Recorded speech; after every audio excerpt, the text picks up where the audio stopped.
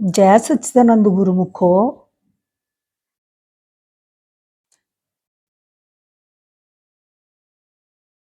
आज हमारी प्रवचन है सच्चे मीत। गुरु महाराज जी अपने भक्त के सच्चे मीत होते हैं।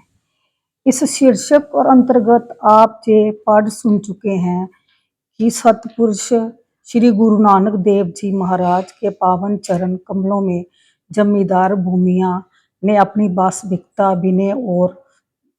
विनय कर दी। तब श्री गुरु महाराज जी ने उससे 3 वचन स्वीकार करने के लिए कहा। अब आगे भूमिया ने हाथ जोड़कर पुनः निवेदन किया, इस कार्य को छोड़ने के अलावा आप कुछ भी आदेश करेंगे मैं पालन करूंगा।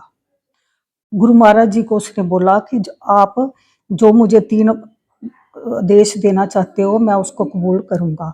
श्री गुरु महाराज जी ने फरमाया, तो हमारी 3 बातों पर आज से अमल करना।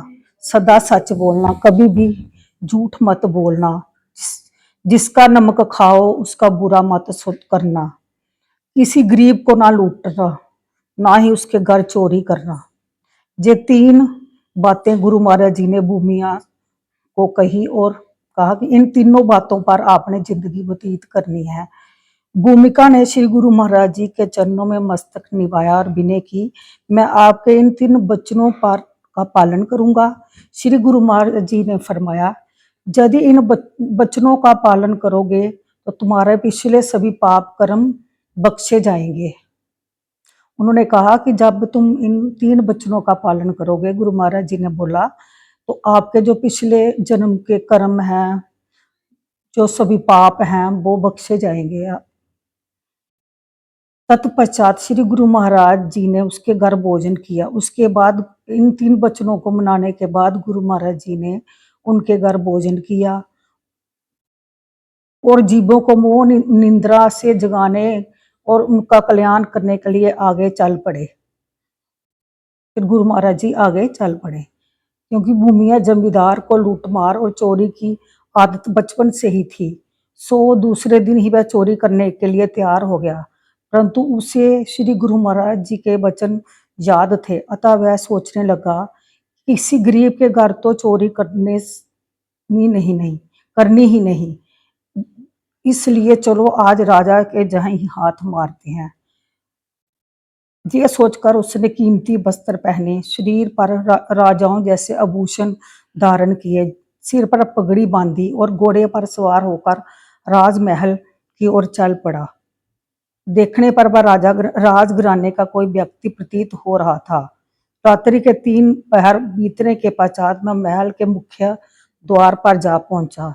द्वार पर पहुंचकर उसने घोड़ा खड़ा किया और स्वयं नीचे उतरा। उसे देखकर पहरेदार सावधान हो गए और पूछा, आप कौन हो?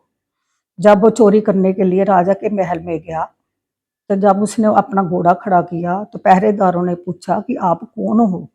भूमिया ने झूठ तो बोलना नहीं था, क्योंकि उसके लिए वह श्री गुरु महाराज जी को वचन दे चुका था। अतः उसने निडर होकर कहा, भाई मैं चोर हूं और महल में चोरी करने आया हूं। पहरेदारों ने सोचा, क्या कोई चोर भी भला इस तरह अपना परिचय देता है और मुख्य द्वार से महल में प्रवेश करने का प्रयत्न करता है, वह भी रात्रि के 4थे पहर में। अवश्य ही वह राजा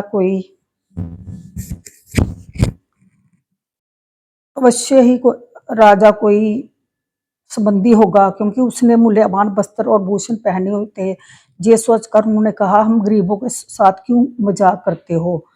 आप अवश्य ही राजा के कोई रिश्तेदार हैं। उसने पहरेदारों ने कहा कि आप हमसे गरीबों से मजाक करते हो, आप तो राजा के आपका पहनावा देखकर लगता है आप राजा के कोई रिश्तेदार हैं। ये कहते हुए पहरेदारों ने महल का द्वार खोल दिया। भूमिया अंदर चला गया। अंदर चारों ओर सन्नाटा था और सब गहरी नींद में सोए हुए थे। एक कमरे से दूसरे कमरे में एक कमरे से दूसरे कमरे में होता हुआ वह उस कमरे में जा पहुंचा जहां राजा सोया हुआ था। भूमिया ने राजा का कीमती हार, अंगूठियां तथा अन्य आभूषण, रानी के गले का हार और अंगूठियां आदि और आभूषण, इसके अतिरिक्त अन्य हीरे जवाहरात जो अलमारी में रखे हुए थे इकट्ठे किए और कपड़े में बांध लिए। तभी उसकी दृष्टि मेज पर रखी एक सोने की डिबिया पर पड़ी। उसने वह डिबिया उठाई, उसका ढक्कन खोला, उसमें उंगली डालकर देखा। उसमें कोई बारीक पीसी हुई चीज थी। वास्तव में वह चूरन था जिसे राजा भोजन करने के बाद खाया करता था। भूमिया ने सहज स्वभाव वह चख कर देखा तो उस नमक का स्वाद आया। उसे तुरंत श्री गुरु महाराज के प्रवचन स्मरण हो गए कि जिसका नमक खाओ उसका बुरा मत सोचो। उसने वह गठरी वही छोड़ दी और खाली हाथ वापस चला गया। गुरुमुखो, इसके आगे की कथा मैं आपको कल सुनाऊंगी। जय सच्चिदानंद। मेरे चैनल को लाइक और सब्सक्राइब कीजिए। जय सच्चिदानंद।